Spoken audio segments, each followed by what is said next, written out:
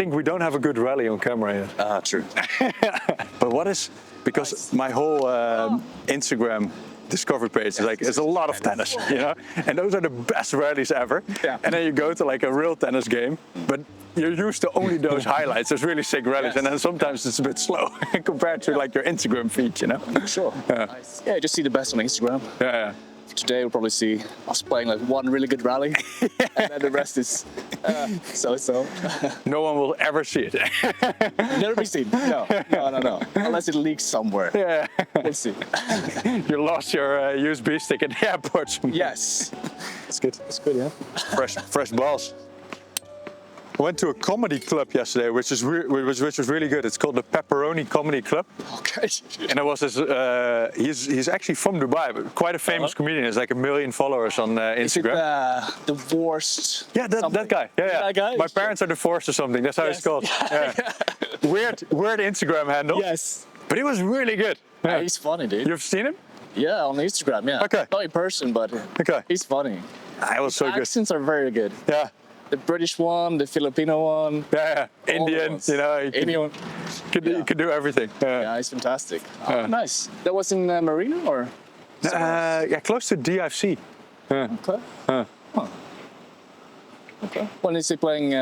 It's probably like I don't know if he's weekly, but he seemed too big for that comedy club because so I don't know, maybe it was like a special or something. But maybe now he's stuck in Dubai and I think he's Emirati, no? Yeah, like he is from Lebanon, but he grew up here. Super nice. I always like to go to these comedy clubs when you're in a different city because they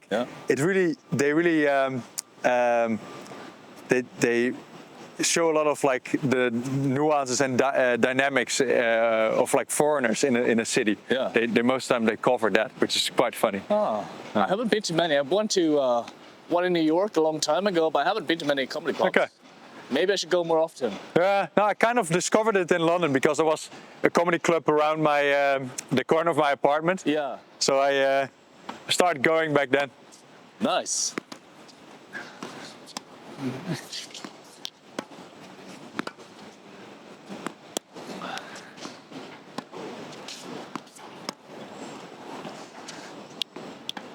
Sorry. All good. Do you have a favorite side? Not really. No? What's my favorite side? Let's welcome Mark Nobel to Courtside Conversations. He's currently building the fastest growing student housing brand in Europe. That's correct. And you're also a DJ. You played at Tomorrowland. And you have over 300,000 listeners on Spotify per month. Very welcome. Thanks for having me. Yeah, of course.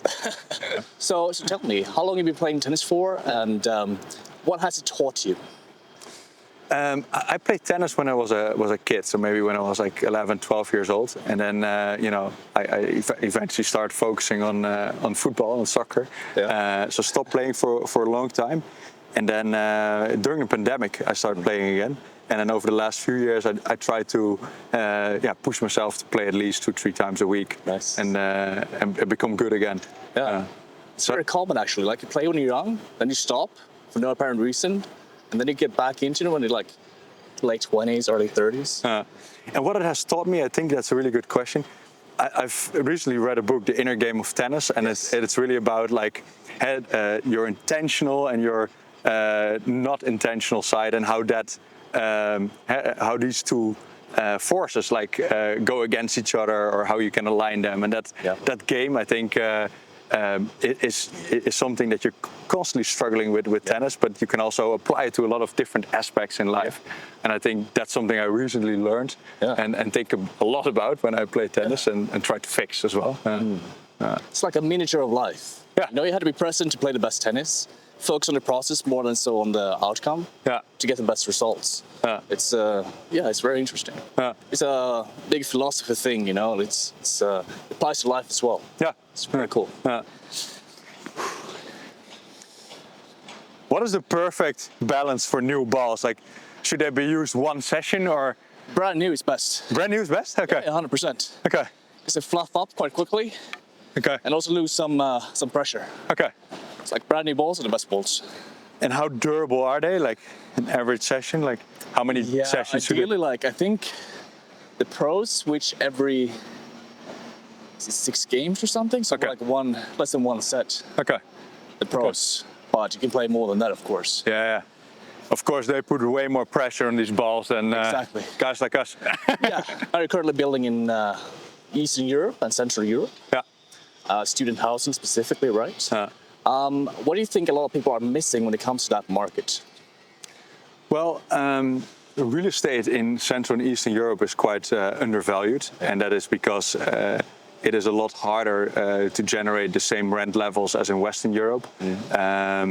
And it is really dependent on having a good use case to generate attractive rent levels in those markets. And we're able to do that by filling these assets with international students. So I think missing a good use case is what a lot of people miss if they look at real estate in Central and Eastern Europe. Okay. But it's also self-explanatory.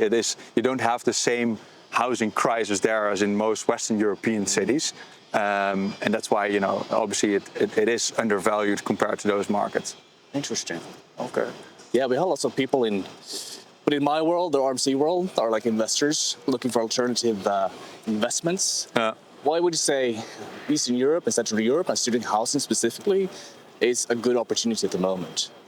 Well, student housing is very recession-proof. Yes. and that's good now. Yeah, that's quite a good selling point with real estate. It's and I think like what is interesting about the region is that it is still developing. There's much more growth to be seen in those markets and in some of the Western European markets. If you look at Poland, for example, what happened there in the last 10 years, it's amazing. Like we used to have in the Netherlands, we used to have all of these workers from Poland working on the fields, but now you don't see them anymore because they all have gone back to Poland and had to build their own economy. And I think what you see there for us as well is like in those markets, we're not dependent on only international students because the local students have gone to a certain level of wealth, or the local people have gone to a certain level of wealth that are also able to pay 700-800 euros for a room per month. And the same can happen in a country like Hungary or Bulgaria, So now we have a first mover advantage by going into these markets by renting out to international students. But as soon as the local markets catch up, we're the first ones there, and we can also expand by renting out to locals. Very interesting. And before we started Fuse, you also built a student community, right? With millions of users. Yeah, so my first company was a social platform for students who move abroad for their studies. I built it when I was a student myself. I had to spend a semester abroad. Went to South Korea. Didn't know anyone there. The universities were only doing introduction activities for the local students. Everything was in Korean. I didn't speak Korean, so I didn't have any friends there. So I created a Facebook group for all the newly arrived international students to connect with each other. The Facebook group went kind of viral in the first couple of weeks. A couple of thousand people joined. And I used that group to eventually start organizing student parties. That got a bit out of hand. Like the first events, there were a few hundred people, and then the end of semester, almost 1,000. And then I created a company out of that. I started creating all of these communities in all the big university cities, and using those communities to sell these offline events. Eventually, we started monetizing the communities itself. So we built our own platform, so we could monetize people who were arriving in those cities. So people paying a monthly fee to be part of these communities before that they arrived. So they could build up a social network before they arrived in a new city. And as soon as they were there, they could go to our offline events. We did this in 200 cities, so every big student city in the world. So super nice product that is connecting like almost 1 million students a year. That's sick. Wow. And you must have learned a lot of things about the market that way as well, right? About the student housing market, knowing where to go and where to invest. Spend time. Yeah, because like in these communities, we could see all of the problems that students had. And the main problem students have in every city is finding a house, especially as an international student. This is super hard. And then when we started Fuse, we saw like, okay, in Central and Eastern Europe, real estate is pretty cheap compared to Western Europe, especially compared to the willingness to pay of our international students. So there's an arbitrage opportunity here to connect cheap real estate, or relatively cheap real estate, with the higher spending power of these international students. So like those markets are most interesting for a real estate play. So that's how we started Fuse actually. Cool. So you started as an operator. Now you're becoming like an owner. Yeah. So we started with signing leases on buildings. So a bit like the WeWork model, where you sign like a lease on a building and you rent it out in little pieces. And then we moved to management agreements. So this is more like what hotels do. So they have a revenue share agreement with the asset owner. So that was the second step. The advantage of that is that you have to take less capital exposure, because for a master lease you need a lot of capital to do that at scale. Of course. And with management agreements, you kind of use your track record and brand to get those deals. You don't need to invest anything most of the time. And then the next step is to go into asset ownership. So to build up our own real estate portfolio. Was that always the plan? No, that was always the plan. Yeah. Nice. So we're really rolling out the plan. Our initial plan was more ambitious. We were like, after the first year, we're going to launch our first fund, and we're going to buy up real estate. Now we're, I think like 14 months on the way, and now we're slowly preparing for that. So it's going a bit slower than expected, but you aim for the moon, and that's for sure. Like steady growth, stable growth. That's good. Thinking about the real estate game for Racquet Members Club as well. There are like 3 ways we could do it. Either build clubhouses, so very boutique hotels. You could think of it as like a very nice villa in, let's say, south of France, or like Como, with tennis court, pool, private chef, so on. Members could just come and play. That's one play. Like say 8 to 15 keys, so quite a small villa. The other play would be to go like a bigger boutique hotel, like 30 keys plus. So then it's easier to get financing and so on, because there's more profitability in it. And then you have like a joint venture model where you partner with luxury hotels, design their racket sports facilities, for example, have our members play there. That's one model as well. So I'm thinking like what do you think would be the best play there?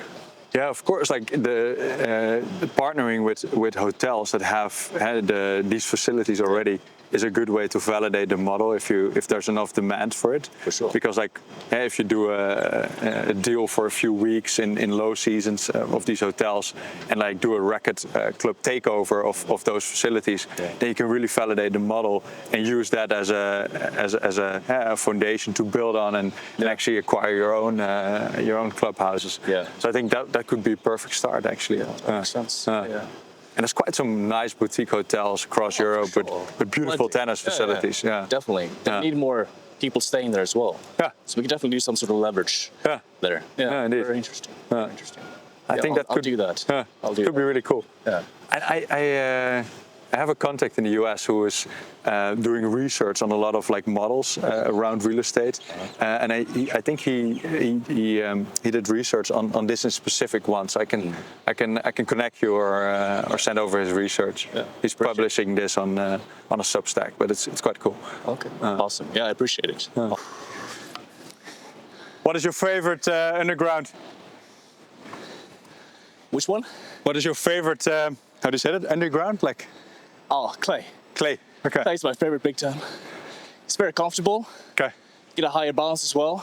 That's my favorite. Yeah. How about you?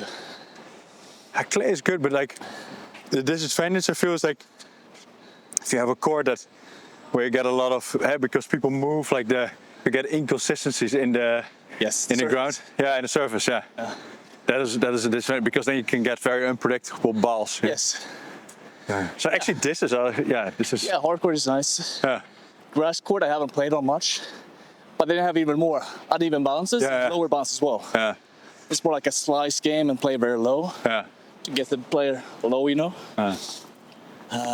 Played a few times on grass in the UK, but nice. wasn't a big success. No. I was actually close to Wimbledon. Where like Queen's Club or... At Queen's Club I played as well. Oh, nice. How was that? Yeah, really nice. Yeah. It's a very special club. Yeah, it is. Yeah. Very unique. Yeah.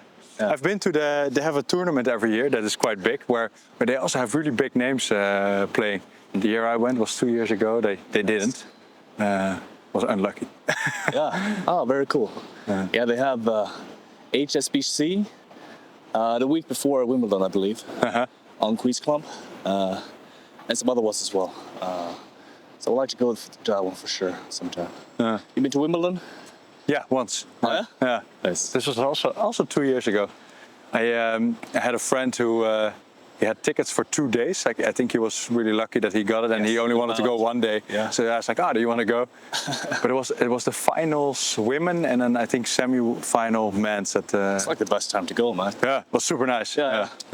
It's a really cool experience. Like, what I really liked was you were walking into a Ralph Lauren commercial. Like everyone was really dressed up, and that was really cool. Yeah, it's very posh. Yeah. Very British. Yeah.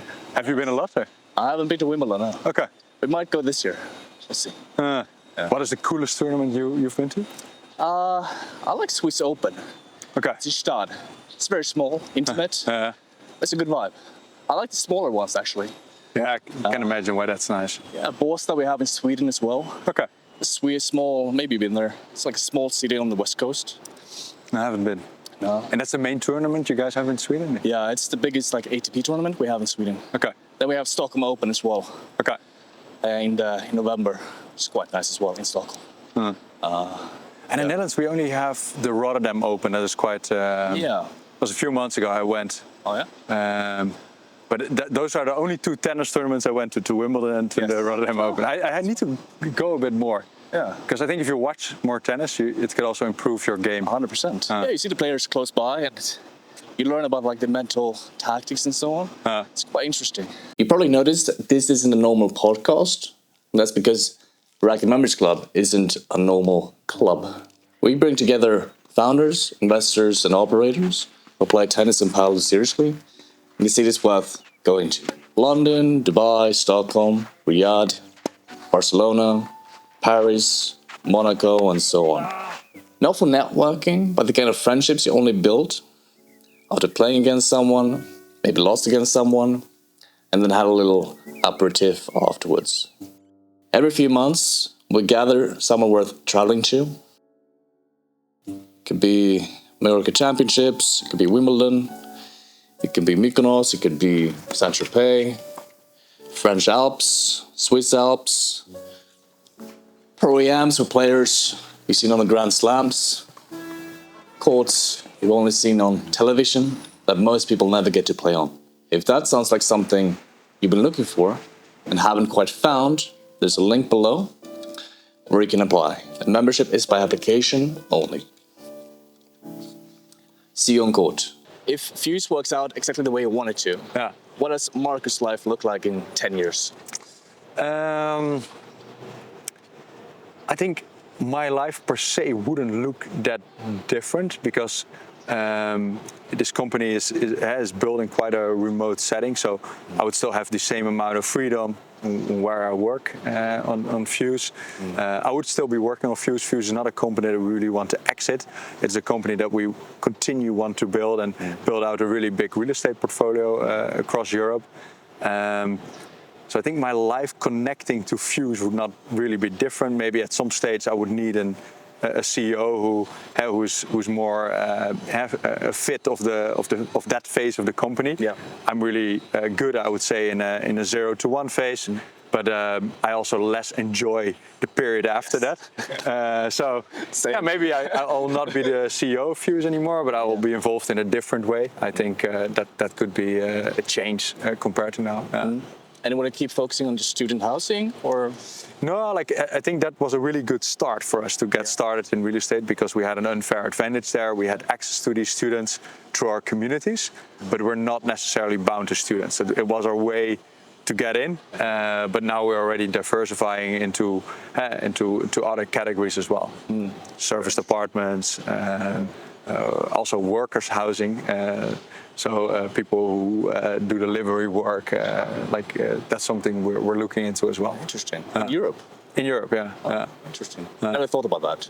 No, me neither. But then it landed on our, as an attractive business, and there's not a lot of quality housing for those workers, and there's an opportunity there. Oh, that's very interesting.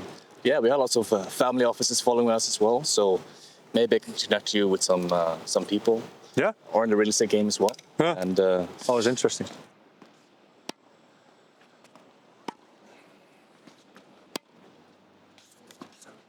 Apart from doing real estate, you also are DJing. DJed at Tomorrowland. You have over 300,000 monthly listeners on Spotify. Mm-hmm. How's that life different from the real estate stuff? It's very different because real estate it's a very I would say old-fashioned industry, and in the music industry you're dealing with creatives, artists, in the purest definition of the word. And I think these worlds are very different, but it's really cool to have a foot in both worlds and balance it off a little bit. Sick. Okay. What's the next festival you're playing at? I'm playing at a festival in Myanmar in 10 days or something. Oh, nice. Where's Myanmar? It's bordering Thailand. It's a country. Yeah, it's in Southeast Asia. It's in Southeast Asia. Yeah. So I'm going to do a small tour. Next week I'm going to Hong Kong, Guangzhou, and then to Myanmar. Myanmar is a very underrated country. It's like the least visited country in Asia because they have a military that is leading the country, and it's been a civil war for the last, I would say, 10 years. But now it has calmed down over the last 2 years. It's relatively safe to go. So they have festivals again. Probably not actually. It's quite safe here. It's quite safe. I don't know. Difficult to say. Do you find that what's happening in Dubai now affects your presence or decision making or anything like that? Not really. I feel really safe here, and I think that's some people don't feel safe here or have left. It's maybe because I wasn't here for the first few days, because when Dubai was hit, I was outside of the city, like 200 kilometers away from here in the desert, and then so I didn't really experience the first 2-3 days when it was quite heavy what they were shooting at the city. It's a lot, yeah. But now it's pretty quiet. Yeah, so I've only seen like how it is now, and so I feel quite safe. That's good. That's good. So it doesn't really affect me. That's good. That's why I'm still here. Yeah, perfect. Lovely.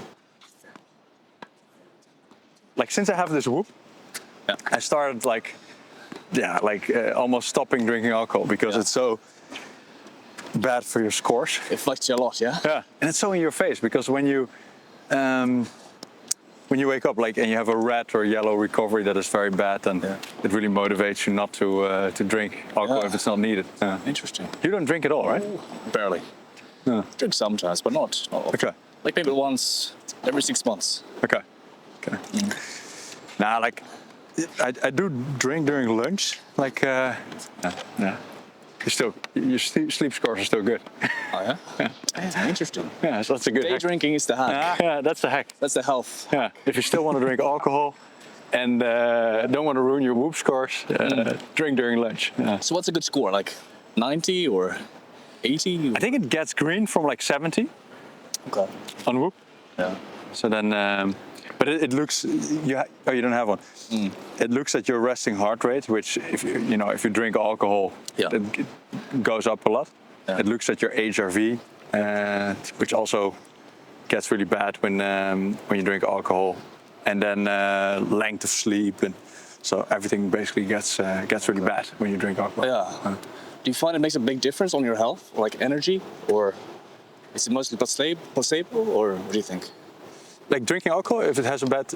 Just the whoop in general, does it help you to dial in things? I think it does. So for me, if you go to a lot of events during the week, it could be anything, right? Alcohol is always a big part of these events, and also a lot of your friends say, one beer is fine, But if your whoop then, you know, like tells you like, you had a really bad sleep after you had that one beer in the evening, then it really stops you from doing it. And I think for me, I don't really have hangovers or all of that, but I think like drinking is not really healthy for you. So it affects quite a lot, yeah? One drink can fuck up your sleep quite a lot. Yeah. But even and then the next day you don't have the same persistence most of the time. Like it's not like you have a hangover, but like if you have a difficult task, you're more like, okay, I will do it tomorrow or do it later. Yeah. So like the persistence is a lot lower when you drink alcohol. I think the next day. Oh. Thanks. You like this, eh? Yeah, it's okay. Blade 98, I think, right? But I should get another. No, 100 actually. That's good. Yeah. But I before had this like Babylon. Babolat? Yeah, there was a Babolat. Yeah, I prefer that one actually. Yeah. But I left it in a plane when I came back from South Africa. You forgot like on the and I had two of them in the upper shelf, like super shit. Damn. Yeah. Which one? Do you remember which one? Like black and white. Black and white Babolats. Black and white Babolat. Ooh, I don't know which one. Was it like mostly white and some black, or was it the other way around? Yeah, I think this was white and then with parts of black, and then this of course was black. Okay. I don't know which one. Yeah, I wouldn't know actually. We also developed these custom rackets, Racquet Members Club rackets. This is our power and spin frame. And then we're also developing a control frame that will be coming in a month or so. We're also building out the app at the moment that members can enjoy very soon. So you can find people to play with in your city, and when you travel, a lot easier. It's for members only. And to become a member, you need to have good values. You need to be inspiring, kind, ambitious, and enjoy the game of tennis or paddle or squash. And see you on court.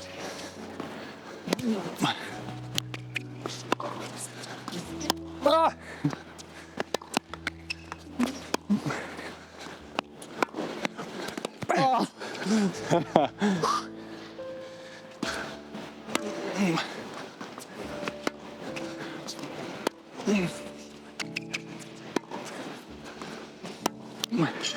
Oh, nice.